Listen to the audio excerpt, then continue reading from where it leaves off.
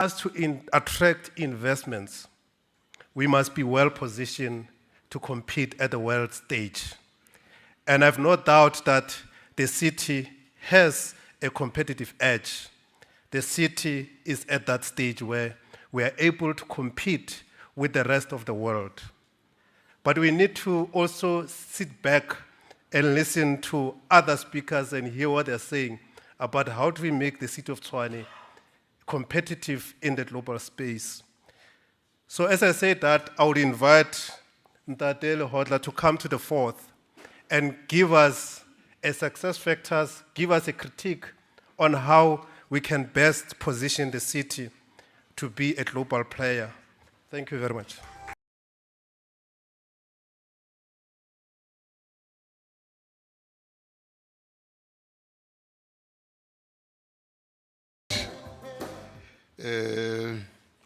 Master of Ceremonies, Daddy. The MEC has already said he forgave you. And I also confirm that as he left, he said he forgave you, MEC. MEC Maile in absentia, the mayor of Tshwane, Memoya,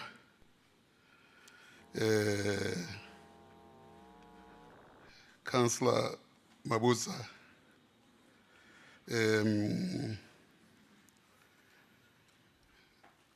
Dade Maudu Mulefani, board chairperson. I might be making mistakes. So to be safe and secure, I have to say that I stand on the protocols that have preceded me. And in that way, say all protocols observed. I first came to the Pretoria show grounds in 1983. I was working for Statistics Office in Bophuthatswana then.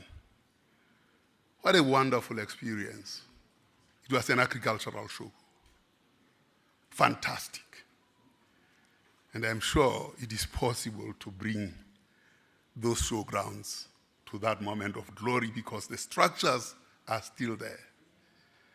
And that's what we have to bear in mind, that even though the rail line has been stolen, the plan where the rail used to be is still there. That's an asset.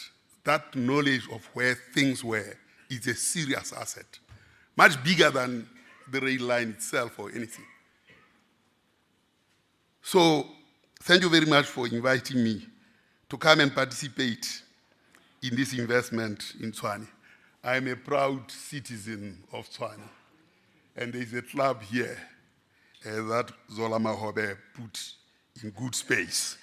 It does wonderful things and it continues to do wonderful things. I thought that there are a few things that I want to talk about. Mohlomi, the Mosotho chief, son of a chief, a philosopher of note, how he combines the United Nations Committee of Experts on Public Administration, the UNCPA principles, and how he brings Apostle Peter on matters leadership. I'll then talk to drivers of agglomeration, and then look at the approved plan of Tshwane, and argue that plan matters, but evidence matters much more. And ask ourselves to look back a little bit and see what we may need to do. And then discuss scenario, and scenarios, and say, scenarios do matter. Without scenarios, if we don't have scenarios, the country is dead. And we have not committed to scenarios as a country. So it's not only a problem of Tshwane, it's a problem of the nation. That without foresight, without thinking about the future, without vision, societies perish. And that, I think, should sink, that we will perish if we do not have vision. And then, of course, revisiting Growing Gauteng Together 2030. And what can we learn from that? I'll try and go very quickly and talk about Peter to the Christians. Apostle Peter said, above all, love each other deeply because love covers over a multitude of sins. That's very, very important. Put love at the center of everything. And I thought I should look at Proverbs 3:2-7, where it says, do not withhold good from those to whom it is due, when it is in our power to act. So when you hear me tear across things in the way I will, know that it is about not withholding good. It is about ensuring that those who need it the most actually access it. In that respect, I'll be talking to the UN-CEPA principles, which is the United Nations Committee of Experts. They look at effectiveness, accountability, and inclusiveness. These three things are so important. And let me start by saying, as far as effectiveness, South Africa scores 0. Because in terms of competence, sound policy making, and collaboration, that's where we fail. We fail that test. Accountability, the Zondo Commission tells us a lot about it. And then inclusiveness. Well, you cannot have black people, only 13% of them being on the highest quintile of income, against whites who have 73% of their population in the highest quintile. Therefore, you cannot say you have not left everybody behind. So as we sit here, these things must sink, that they must be real.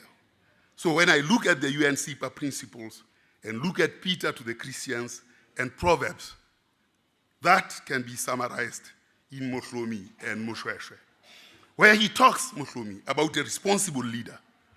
Moshweshwe came to him and said he wants He had killed 5 people already, and he still wanted power. And he was looking for an albino to kill and then extract his heart so that that's where it is. Mohlomi told him that, Moshweshwe, you don't get power that way. Power is about knowing yourself, knowing and understanding the people you like to lead, love the people that you lead, pursue peaceful and productive alliance, accommodate stakeholders, and use new instruments of power to create intergenerational value. When it comes to new instruments of power, we are failing dismally. We don't have new instruments of power to create intergenerational value. It's not going to fall from the skies. But we need those new instruments of power and use them diligently. That's what Magana Mohlomi told Moshweshwe in 1813. That's what Mohlomi died in 1813. That's what he told Moshweshwe when Moshweshwe was an aspiring young man, born in 1786 and dying in 1870. And Mohlomi was saying to Moshweshwe, you have to use new instruments of power. More importantly, what Mohlomi talked about was integrated reporting. When you talk about integrated reporting, you are talking about a computer. Mohlomi had not seen a white man in his life. He hadn't seen a computer at all, but he understood the power of integrated reporting. Because integrated reporting talks about integrity of that reporting. Nothing gets reported outside. It follows a system. And therefore, where lies come, they'll show. Where theft comes, it will show. And where integrity resides, it will also show.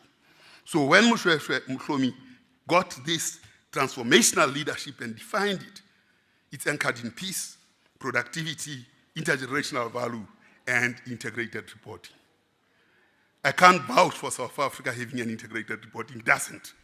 We all pull reports from everywhere and use them whenever they are convenient to us. Drivers of agglomeration. The structure of the economy is driven by 9 agglomeration points that the science of geography has worked. Layer 1 is agriculture, layer 2 is external industry, extracting industry, of course, the land and resources, mining, which is layer right at the bottom, and then up to layer 9, which is public services. Over a period of time, these attributes influenced how we see agglomerations. like mines, like agriculture in Egypt, mines in Kimberley. We have just left a big hole in Kimberley. It's called a big hole. It's empty, and Kimberley is desolate. Klerksdorp and Welkom are desolate. Gauteng, almost desolate. Extracted all the gold. Can I have some water? It looks like I'm running out of ingredients. Before we go to Forte. Thank you, Daddy. I'll quickly go through agglomerates and show that the business index and the population index, you can see that the business index, if you look at this, where is this? I can't see oh, there it is. You can see that this index here, the white dots are more agglomerating around this 90-degree level, and the black dots are far away from that. So the gravity model that we have in South Africa puts black people away from facilities. This is the analysis you do, statistical analysis, and create an urban function index. You will see that this still exists at the moment, and therefore you have to incur high costs. For whites, that's not so. And of course, I've become white. I've joined this part here. I'm closer to this.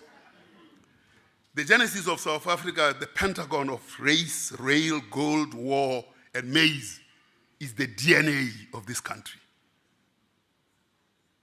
It's the DNA of this country that drove industrialization. Rail development started modestly in 1860 in Natal, a 6-kilometer rail from the city to the point.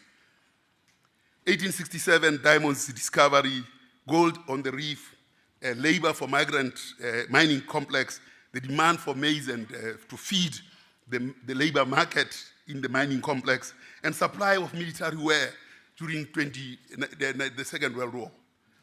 Smart was not involved in the war, but he was involved in supplying the wares for the war and repairs, and used that as an advantage to develop South Africa.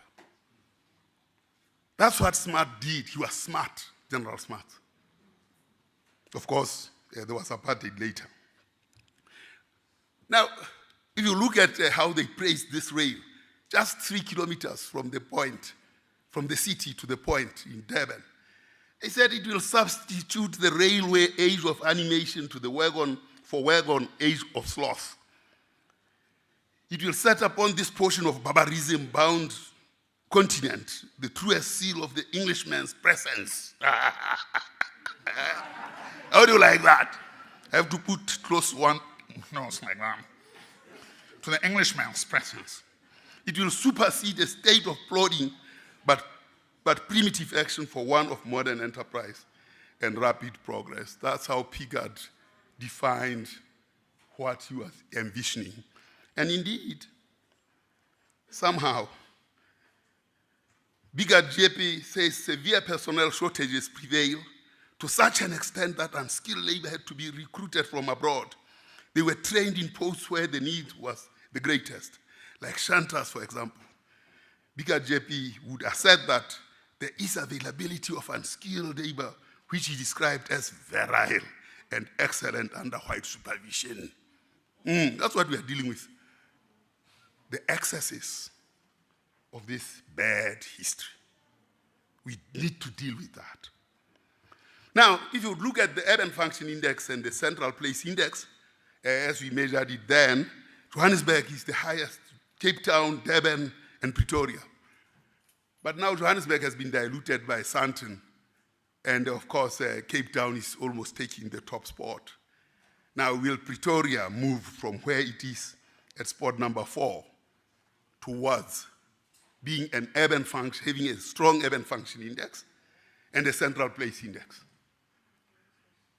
And as it does that, is the line of the urban function and the population be different, which means the densification will include people so that they don't have to travel long distances to reach their destinations.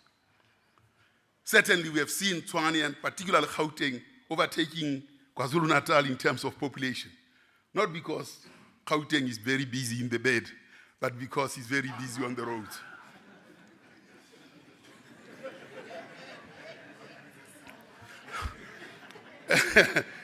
It used to be a small city, a small Gauteng here with about 7 million people in 1996. Now they are a proud 17 million people province. Because everyone, 53% of us here, we are sitting in here, probably it might be 60% were not born in this province. Can anyone not born in this province raise their hands?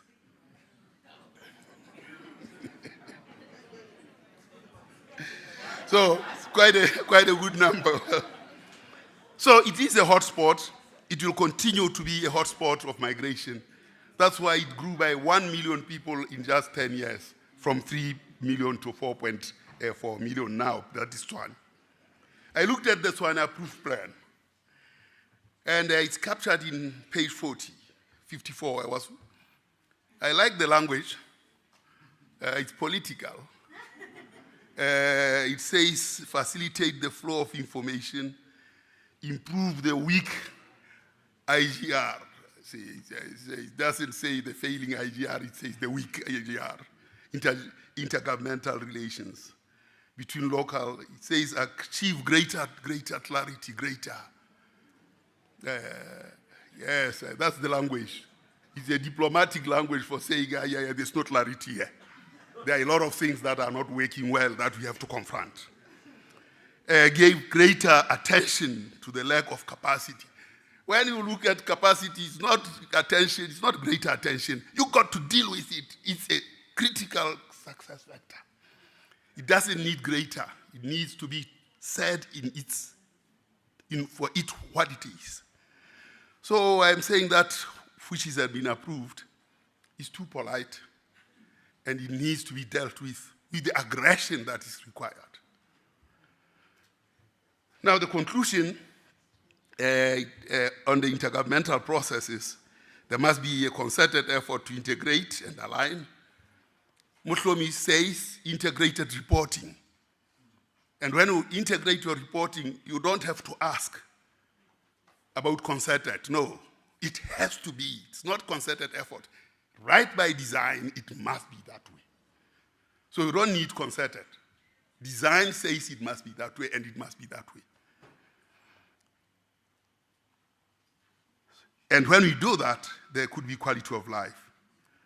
And the above budgets have been committed by various provincials. So these are your 7 regions in Tshwane. I just took that, the city of Tshwane. And then, of course, these are the areas that have to be worked on. I looked at the issues that were raised through the many consultations that we had. A very impressive list of things that have been done. And the list of things that were mentioned the most. 27%, 25% to tourism, which is 0.08%. If you look at your report, it gives us this.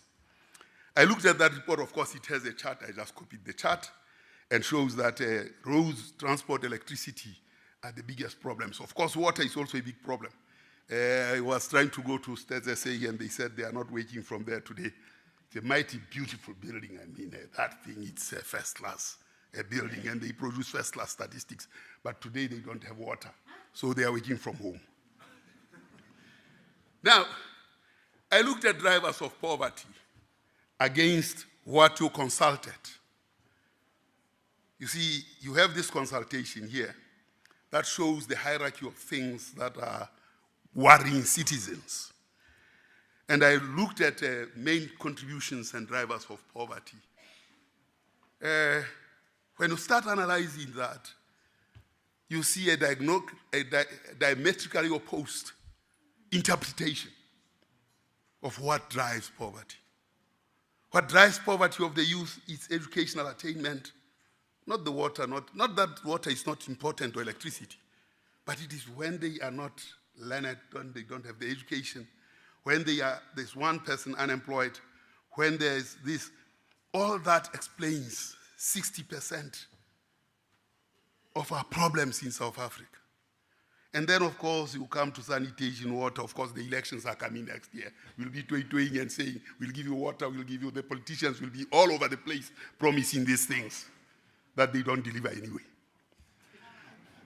Now, and politicians are forced to do that Why? Because when we asked society, what are your worries? It says access to water, employment, and cost of electricity. This was a few years ago, before load shedding. I'm sure electricity will be number one. Not cost of it, but its absence. Absence of electricity. I'm contrasting these priorities against the priorities that afflict the youth and condemn them. So that when we think about demographic dividend, nobody eats demographic potential. And dividend doesn't come when you haven't invested. It comes when you have invested. So what happens is, what was priority number one, number two, number three? Guess what? I'm still showing that now. You see there is 35%, which is what is number one. And here, education, according to ourselves, is number 21 as a priority. So this is the electorate. And we as the electorate deserve the politicians we appoint. Because if we don't make education number one, they are not going to advocate for education. So we are trapped in this situation of a political dilemma of where the main priorities are not articulated at a political level. It's number 21.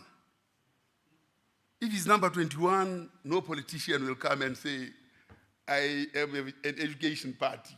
It will never be voted. It will be a water party, electricity party, you will be voted power. But education party, no. So now, you see where in the general population, education is priority number 15. Tshwane is a little bit worse, it's number 21. Without actually focusing on the things that matter, we are going to have a serious problem. And that serious problem comes also in the general population. I was just talking about the youth. Here, amongst the rest of the population, unemployment is a big issue. Lack of education, when we do, and this comes as a factor of analysis. When you start analyzing the data, it turns this education that we placed at number 21, it percolates it to number 2. And that's a fact of analysis. And if you don't have people who can analyze this thing and then generate the metrics that are important, then you'll continue ignoring education, when in fact it is number 2. Unemployment has been a priority, or rather a major concern. It used to be at 33%, it grew to 50%, or to 40%, and it has grown to 52% now. It has accelerated in 5 years. It has grown almost doubled by 12 percentage points. That's unemployment. Education, yes, it's still there, but if you take unemployment and take years of schooling, you add them together, it says that 63% of our problems rest in unemployment and education. Yes, a type of dwelling water, okay, fine. They are important, it's hygiene matters. There are things that should be there. But to emphasize them over this existential too, we are not moving forward. So here, in your survey of communities, education has ranked number 25. The question is, what are you going to do about that, which is so existential for South Africa, and more importantly, for Tshwane? So, one of the things during COVID, the Mighty Organization did this, to try and understand what are the key drivers of vulnerability. We need to use these kinds of things to understand our vulnerability. This is vulnerability. Here it's about Mamelodi. I don't know where my cursor is. It disappears from time to time. I will do this. So you see, here we are looking at vulnerability in Mamelodi, and it is Extension 4. The Mighty Organization generates these kinds of information. The Mighty Organization is STSA, by the way, the fact finder of the nation. It gives you these vulnerabilities so that you can measure them and understand them, and then look at what are the kinds of vulnerabilities that society are at, and then digest that so that it can inform your policies. This was just for COVID. The multidimensional poverty that I was showing you is another. Now, when we look at this at the general level, and you say black people are impatient, certainly there's no reason why they should be patient. They can't be patient. The time for patience is over. In 1994, 2016, and I want to project up to 2022, and I'm showing you the essence and importance of education. But first, its impact. You see, whites have always had skills. So we are looking at people with skills, the top quadrant, the top part here, and the Indians, and the coloreds, and the blacks. Now, if you have been old enough to know how a gramophone plays, you can even put a 5 cents on the needle on the top of it there, or the other one, not gramophone, the other one that came after gramophone. Yeah, you put 5 cents on it. If the vinyl is scratched, it doesn't move. And blacks and coloreds are that vinyl that is scratched in terms of skills. This is where they are stuck. These are the people who are skilled in employment as a proportion of their population. And the coloreds and blacks, you can see they are down there stuck, like that needle in a vinyl. And you cannot ask black people to be more patient. They can't. The most recent results of the statistician general, I will do this analysis, is going to show you the same thing, that skill level amongst blacks is lowest.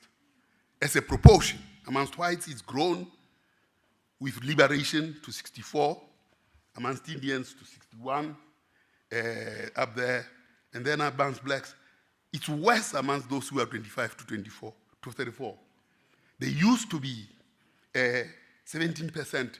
Their share has reduced to 14%. I've seen my rabbits where I stay in the city. The bylaws allow me to rear a few rabbits and a few chickens, 10 or so. At times they become 20. But the rabbits eat their young ones. That's what we have done. We have eaten the future of the youth completely. Now, you see, in 2008, there were 4.8 million youth employed in the age group 25 to 34. There were 1.6 million employed in the age group 15 to 24. By 2022, that number in absolute terms had reduced. It reduced to 4.4 here, and here it reduced by 1 million. Fewer amongst the youth in a growing population are employed today than they were employed in 2008. This is disaster. The acceleration of misery is on steroids, and that must sink so that we should understand what we are dealing with. So, I could have shown you the genesis of this. But you see, this orange thing here is primary school. And here at 5 years, when we are going to school, we used to be taught ba, baby, bobu, sa, se, si, so, su. You know. And then we sing and do all those kinds of things. Of course, some of us overcame that singing. So this is Indians. This is the graph of whites. This is the graph of blacks. And this is the graph of colors. It doesn't matter whether it's black or colored, they are the same. But what you see in this graph is the immiserization of black people. We start school, this orange. That's Babi Bebu, Sase Sisosu. And here, you start doing some mathematics and other things. It's high school here in the green. In the purple and the blue, it's university. Now, for blacks, the trophies are small here. See, that's 10%.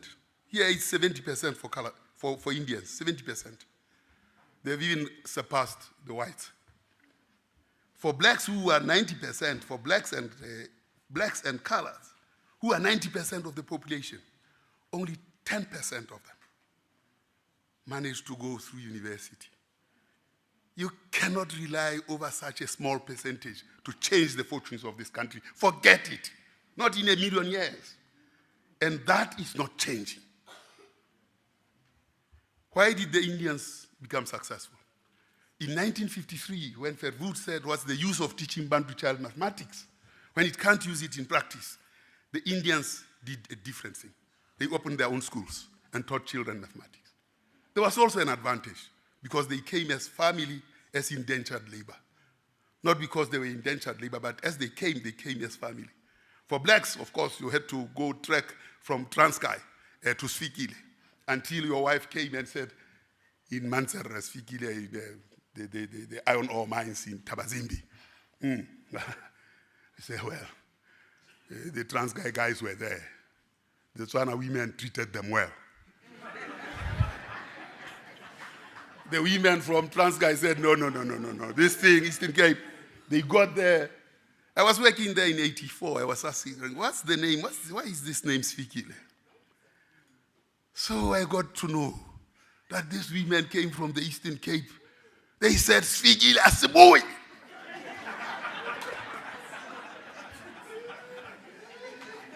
So beginning in Transkei might do that here in Bafokeng. So this is the dilemma that we have. So the Indians started doing things differently. And then their children, as they stood behind the counter, cashing for groceries, the father said, Abdul, you are a doctor, you are a lawyer. Yeah, so that he doesn't stay there on the counter. He said just like that. He says, doctor.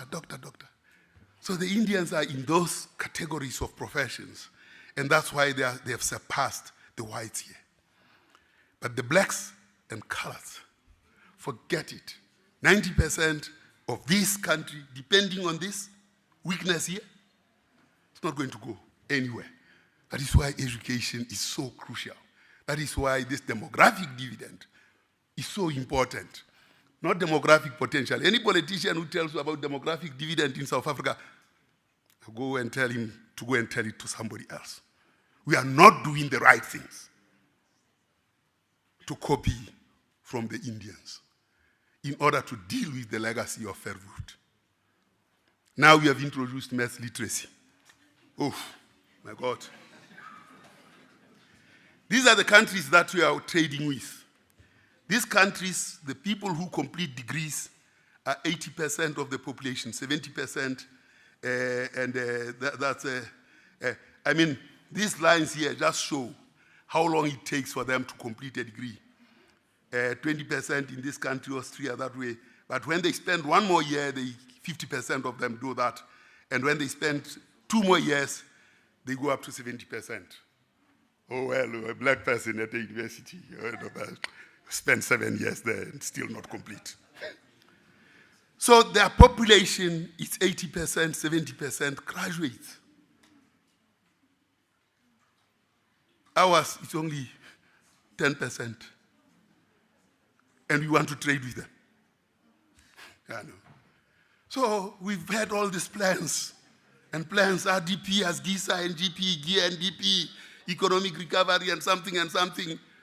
DEM, what is this other one called? DDM, district development model. You look into that, it's so empty, that district development model. There's no science in it. If we can't do science, we cannot change our fortunes. Ask Smarts and ask Bale how they ran South Africa. Of course, minus apartheid.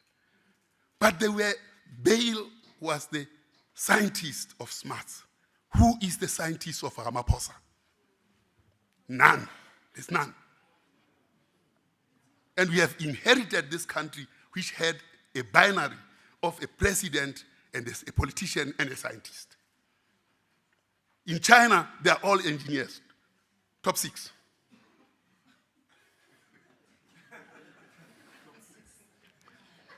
So why scenarios matter? Scenarios matter because they provide development paths, permit discourse, leave a blueprint for future, permit the scope for inclusive prosperity, draw attention to those likely to be left behind. To understand these scenarios, to understand ourselves, where we are, we have to understand what this accident waiting to happen is. It has happened already anyway.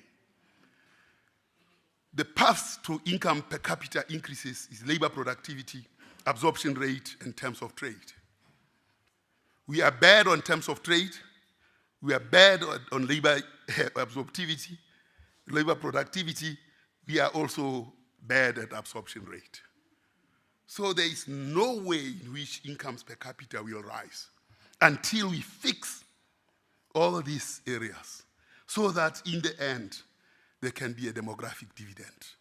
What we have is a demographic disaster already. It's here in our face. Because we have not asked ourselves the difficult question of what we owe each other. If we asked ourselves the difficult question of what we owe each other, we would have not allowed a two-pot system to withdraw pensions. But we allowed the Minister of Finance to bring candy. No child will refuse candy. So we have been reduced to children. We can't refuse candy, of course. I retired at 3/3. But I don't want to show you the sole of my shoe. It has a hole. Now, if you retire at 2/3, you are doomed to be poor in your old age. And this two-pot system does that. And it robs us of investable capital that can be invested for the future. Now, our political system is rotten to the core. It doesn't understand economics. So what do we owe each other? This lady, Minouch Shafiq, says when we are young, when we are young, expenditure is on education. When we grow older, we work and pay into pensions. And when we are much older, we draw from those pensions. But because when we are young, our education is poor, we remain very poor. We can't even pay into pensions. And we wish to be older in order to draw mtende. Of course, we look older anyway. A 10-year-old, 20-year-old looks like he's 60. And they can go and draw mtende. We temper with that with 350 rand. And what does Fori do? Fori then aggregates this 350 of Capitec and sees this money. If he charges 10 rand per transaction of that 350, in 10 million, that's 100 million a month for his bank. That's why he can say South Africa doesn't have an unemployment problem. Unemployment is 10%. And politicians are silent. In fact, they are not only silent. Tau says unemployment figures must be reviewed. What for? The Minister of Trade. And then an echo comes from the Minister of Labor to support that nonsense of Fori. So can we under these circumstances say we are a nation at work? We are not. Tshwane has to understand the depth of these issues so that as we understand what we owe each other, we must look at one vector of achieved functions. What is that one vector that we call achievement? And how do we influence that vector through capabilities? And what are the vector of goods and services that let us know the means to achieve, the freedom to achieve, and achievement? I work with President Santos of Colombia. and the Vice President, Helena, of Costa Rica. We've been working since 2012 on multidimensional poverty. Now we have been promoted to something called champions of dealing with multidimensional poverty. There are other prime ministers that I work with and kings, the king of Bhutan. So I'm not a king, I'm not a president. But we are so concerned through Oxford Poverty and Human Development Initiative about the way the world is going and why we have to start measuring multidimensionally to change the fortunes, particularly with the geopolitics today that show that the empire is falling. So why are scenarios important? I'm not going to go into each one of these. We had a scenario by Clement Santos, the flight of the flamingos, the Montflair scenarios, that promised us a lot of things. He said if we go, transition goes fast, and it went very fast. If transition happens, it happens. When Chris Hani was murdered or assassinated, Mandela decided on that day. He decided on the day of the election. So the transition was rapid. It happened. Then there was something buried here by the IMF and others, whether the policies will not be populist, like the EFF, making populist EFF policies. Now, we didn't do that. We didn't go populist. Yet at the end of that period, we're coming to the race. At the end of that period, we didn't see the promise of the flight of the flamingos. So the policies that were not populist delivered a bad scenario. The policies that say you should take a third, the policies that have to say go and borrow from financial markets instead of borrowing from your pensions.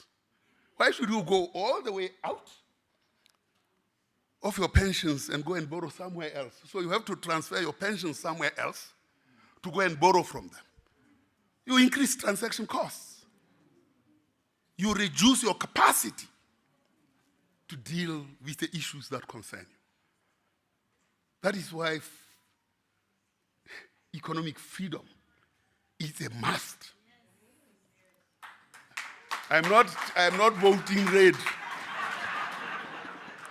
I'm not voting red, but economic freedom is absolutely a must. Now, we went into these scenarios, and we started our scenarios in 2001. And I was talking to ourselves there. We just need to go back to 2001 to 2007, see what we did. Because of what we did between 2001 to 2007, we saw growth at 5-6%. Unemployment dropped from 28% to 22%, still high. Gross fixed capital formation was growing at 15% per annum.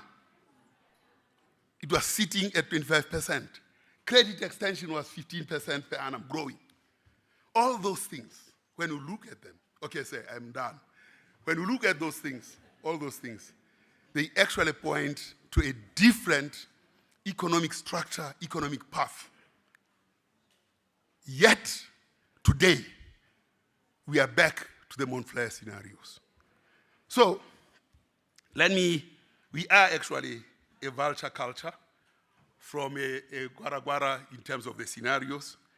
And let me finish then by saying, as you look at your Growing Gauteng Together, or whatever it is that you are doing, go back to Growing Gauteng Together 2020. It has a path, scenarios, it has a model that created what is possible.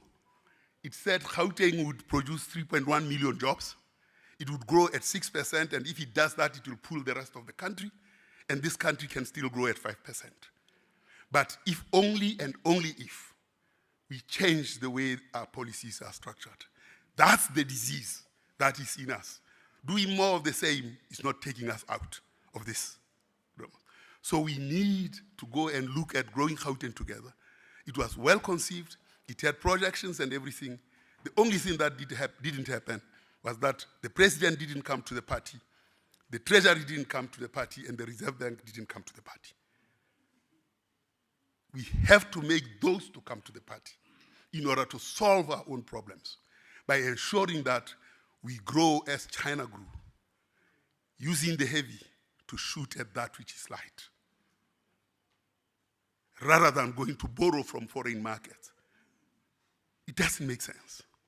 So I know that the chair is here. So this is the modeling that happens in an economy.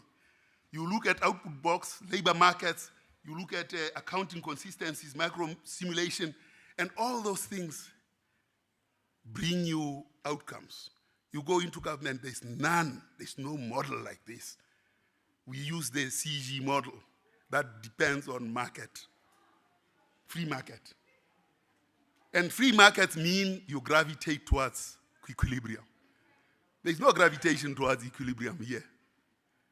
You actually have to use state power to ensure that things happen.